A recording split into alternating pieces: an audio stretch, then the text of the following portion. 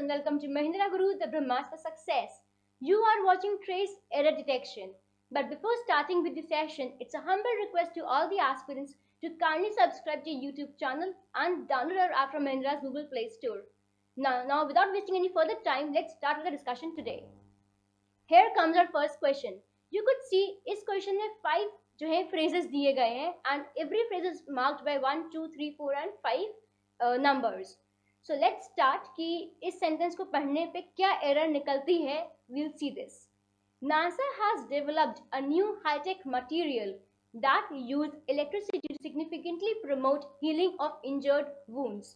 Means NASA ने एक develop किया है हाई-टेक मटेरियल जो इलेक्ट्रिसिटी यूज करता है to significantly promote healing of injured wounds. अब आप देख सकते हैं अगर हम इन क्वेश्चंस की बात करें तो हम लोगों को जो है बहुत ध्यान रखना पड़ता है कि हमारा सब्जेक्ट कैसा है. अब जैसे देखिए नासा, हमारा देखेंगे आप सब्जेक्ट जो है वो सिंगुलर नाउन है, राइट. अब इसी के कॉन्टेक्स्ट में हम लोग सेंटेंस देखेंगे आगे कैसे हम लोगों को मूव ऑन करना है. नासा है has developed a new high-tech material, right. NASA ने अभी तक तो कोई एरर नहीं दिखी इसमें. Has developed a new high-tech material that use electricity to significantly promote. अगर थर्ड पार्ट देखें हम तो देख सकते हैं कि नासा एक जो है सिंगुलर सब्जेक्ट है, लेकिन यूज जो है एक हमारा जो है वर्ब है वो जो है सिंगुलर नहीं है. तो नासा की अगर हम कॉन्टेक्स्ट में बात करें तो ये सिंगुलर नहीं है, तो हम लोग को ये चीज ध्यान देनी है इस सेंटेंस को पढ़ते वक्त. Use electricity to significantly promote healing of injured wounds. Fourth part में भी ऐसा एरर नहीं दिखी, तो हमारा जो आंसर होगा वो क्या हो जाएगा, आंसर 3 हो जाएगा. मतलब यूज जो हम लोगों को नासा के लिए यूज करना है एक सिंगुलर वर्ब, तो यूजेस आना चाहिए.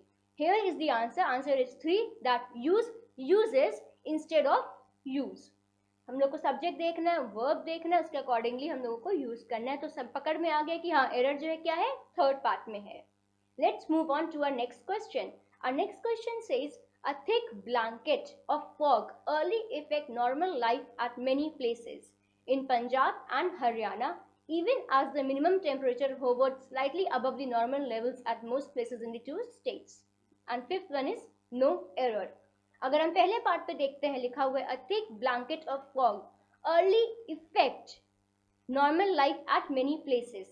क्या इफेक्ट का यहाँ पे यूसेज सही है? We'll see.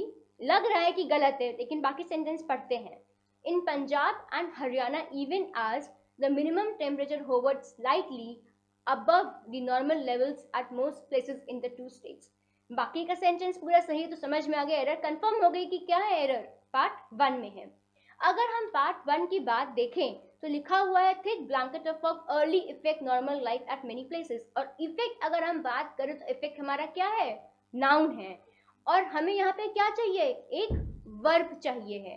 और इफेक्ट जो है अगर, और हमें एक चीज और देखनी है, हमें यहाँ पे पास्ट फॉर्म चाहिए है, राइट. तो यहाँ पे अगर आंसर देखते हैं हम लोग तो आंसर आता है रिप्लेस इफेक्ट विद अफेक्टेड. सही भी है. अगर हम इफेक्ट का पास्ट टेंस बनाए तो इफेक्टेड एज सच कोई वर्ड नहीं है, इफेक्ट नाउन है. और अगर हमें वर्ब के फॉर्म पे यूज करना है तो इफेक्ट ना यूज करके हम लोग क्या यूज करते हैं, affected. That is why a thick blanket of fog early affected normal life at many places in Punjab and Haryana, even as the minimum temperature hovered slightly above the normal levels at most places in the two states. समझ में आ गया है कि error जो है part 1 पे है.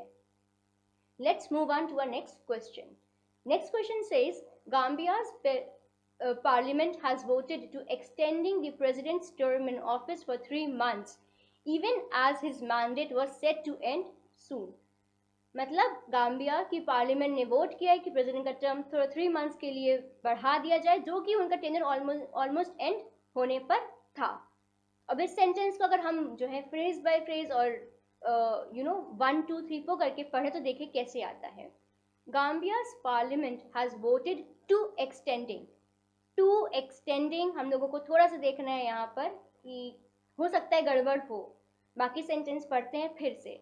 The president's term in office for 3 months, ये तो ठीक लग रहा है. थर्ड पढ़ते इवन एज हिज मैंडेट, भी ठीक लग रहा है.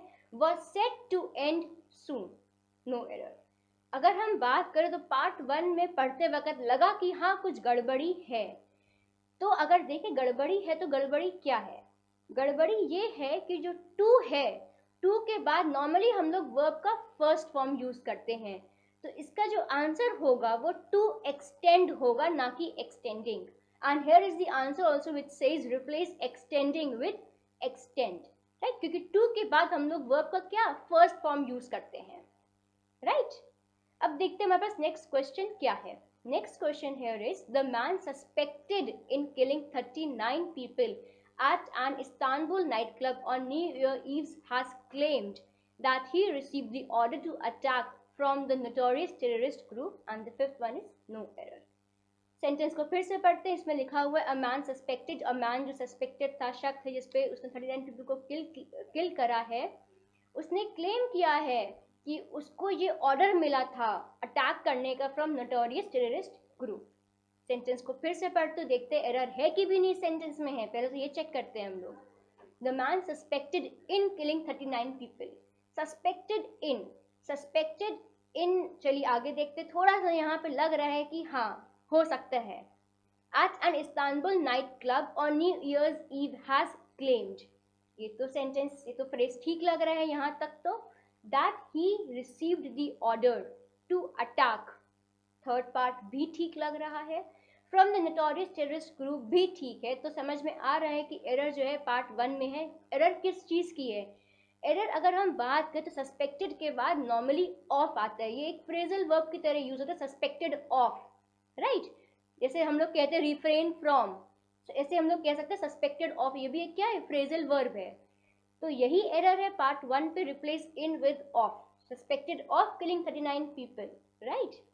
हम लोग नेक्स्ट क्वेश्चन की तरफ मूव करते हैं, देखते हैं कि क्वेश्चन क्या कहता है. The fifth question says China played down fears of any trade war with America under Trump's presidency, but said the new administration has a responsibility to honor the promise of previously government to abide by one China policy of Taiwan. And the fifth one is no error, right.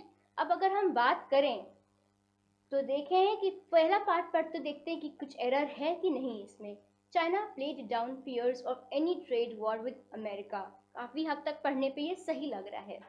Under Trump's presidency but said the new administration has, part 2 भी ठीक लग रहा है, a responsibility to honour the promise, right.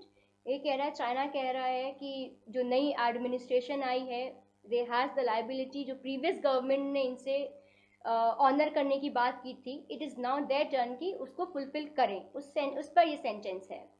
तो अगर हम third part देखें तो भी ठीक लग रहा है. और हम लोग फोर्थ पार्ट पढ़ते हैं तो लिखा है of previously government to abide by one China policy on Taiwan. Of previously government जो फ्रेज है यहाँ पे वो थोड़ा गड़बड़ लग रहा है. अगर हम बात करें गवर्नमेंट की तो वो नाउन है, और प्रीवियसली क्या है? एक एडवर्ब है. हमें यहाँ चाहिए कंजक्टिव प्रीवियस गवर्नमेंट. तो यहाँ पे जो एरर है वो प्रीवियस की है. Previously should replace, previous should replace previously, of previously government to abide by one China policy on Taiwan. And here comes the answer, that is answer 4, replace previously with previous. The correct sentence should be of previous government to abide by one China policy on Taiwan. This was our session on today's trace on error detection.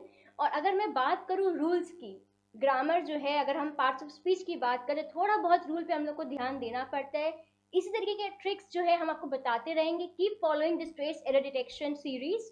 Until then, keep liking, sharing and commenting on our videos because your success is our success. Thank you.